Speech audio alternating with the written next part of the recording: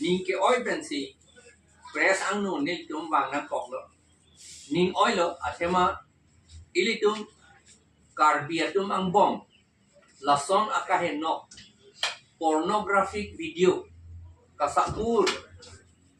a video silampo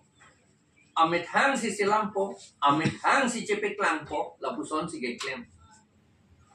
self respect amit hang ta aman kacipiji athai avidet lo ason tatha non nilitum APHLC pen ke condemn lo non social media pen ke theklong lo la ke Bidyasing Engleng ilitum diku MLA lo alangli MLA ta batai phi lo ka hai la pen CM ta batai pholo ke claim alangli si pornographic video mane lam junolo pornographic to English lo seta lam junolo akahin no akam ke claim arlo supen ke claim masih kape klan popusi ke cepe klan hai ma lason akam terak meme tuning ta 2024 ani kanta batai hini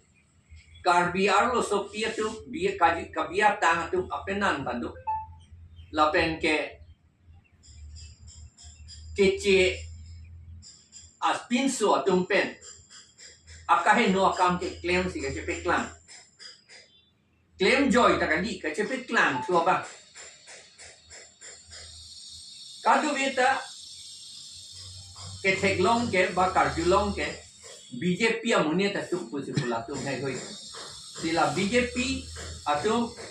power ke wang api pen la son ke plan tiklo tuning ta police atum arrest redet lo la pen action and edet lo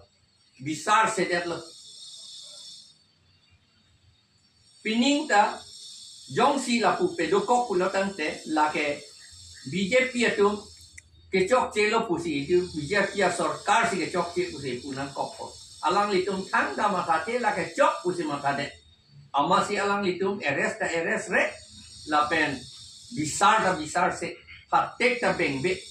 ke bengji gali chuning ta job ta ningje dunri pusi kapa phire tu chuning ta la puson si claim aku nonta ajaha katum hala video kape klang ba kaningje do na porta ako FIR si pichu pusi pu therak me alam no ko pusi FIR ka chopi dun tu ta ka hai tulang ma lage mathakrang nang ni lage ilitum karbi wa akhe alam dola karbi tum la son lo ma pusi bang mathapu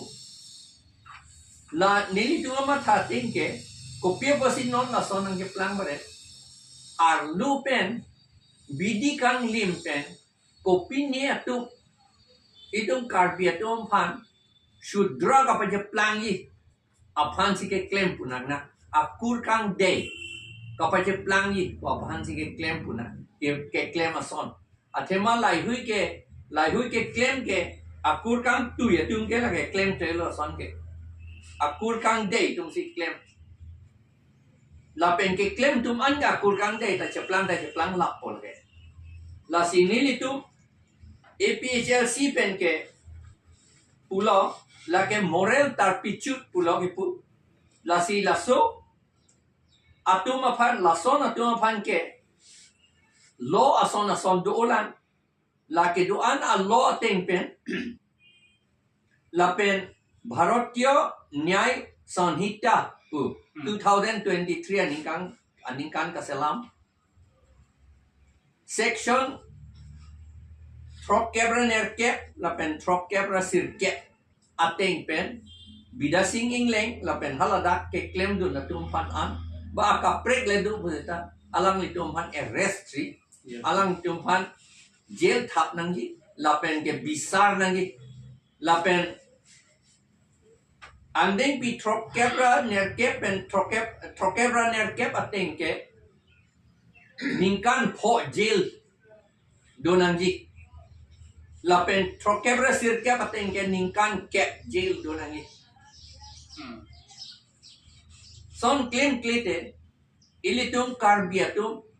la puson heloma pusi bang pirke to ma thapo puson a ot ka ve sai sema pusi ilitum han ma thapo la potsi la ke ning oyalam bang phan pe phubat nang kule itum ning kama thakali ning oyalam a hok lo athema karbiatum se claim lo anya non dagli tum tot from tum ta karbiatum sai se